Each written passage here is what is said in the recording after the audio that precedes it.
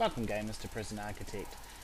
You can see I've got my prison here, and I thought I'd make a bit of a tips video with some of the little things that I've picked up. I've been watching a few videos on the internet and I'm seeing a few people making or some of the same mistakes, and some things that I've picked up on might help out.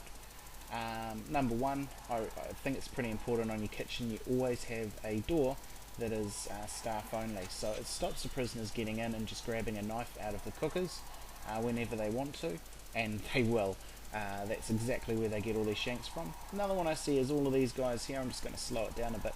All of these guys here are rushing to go to the toilet, the shower at the same time. So when this happens, invariably a couple of them are going to be unhappy about something. So I normally quickly whip around and grab any free guards and send them in that direction. And then when the fight that is inevitably going to break out breaks out, the guards are all there to take care of it. Right, we'll slow it back down again now. With all this fighting going on here, inevitably someone's going to get injured. So I see in a few videos people having injured prisoners and not really healing them up, hoping that they'll go to the medical ward. And in the case of, for instance, my medical ward, every time I put a bed in here it gets filled up with a prisoner and never used because we're all on alpha testing. So what I do, grab the doctor, right click on an injured prisoner, and they'll run over and start healing them. And this is a way to stop you guys from getting so injured that they end up dying.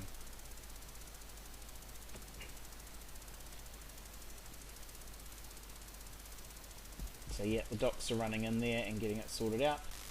I've paused it here. As you see, a new room has just been built.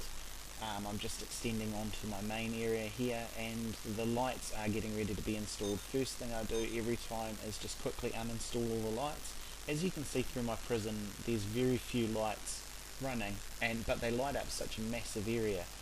You don't need anywhere near as many lights as the game puts in, and you can see here I've overstocked on the capacitors, but actually my power station's not really running at a high temperature at all. So I'm thinking that's good for handling fires in the long run, and I have heard rumour that that is an important way to stop the fires coming in the long run. Right, so the doctors you can see here, they're just running around the shower block here now, healing up all the injured guys that got a bit rough there.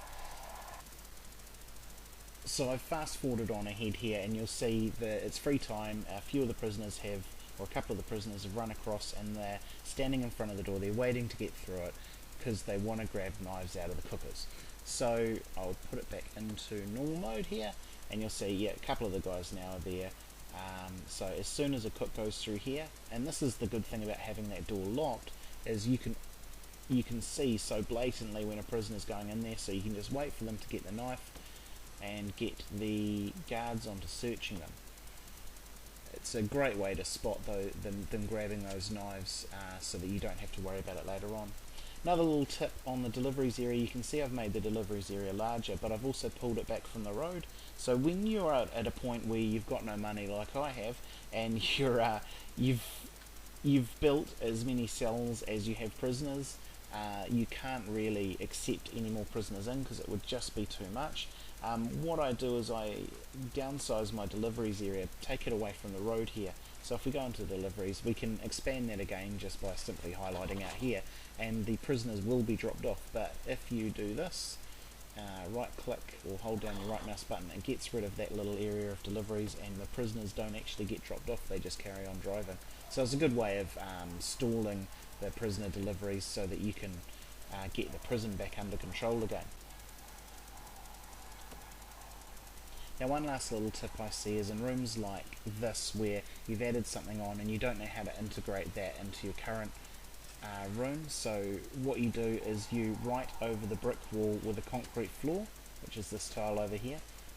The maintenance guys will come over, they'll lay concrete floor over the top of the brick tile. I see quite a lot of people trying to demolish the wall through the foundation button, demolish, and that just doesn't work. It creates an area of open ground where you can't build anything there. So I hope you found this tips video useful. There's not a lot of a community around Prison Architect yet because it's still in alpha testing, but I'm hoping that all changes and we see a lot more videos like this with a lot of helpful content. Cheers guys, thanks for watching.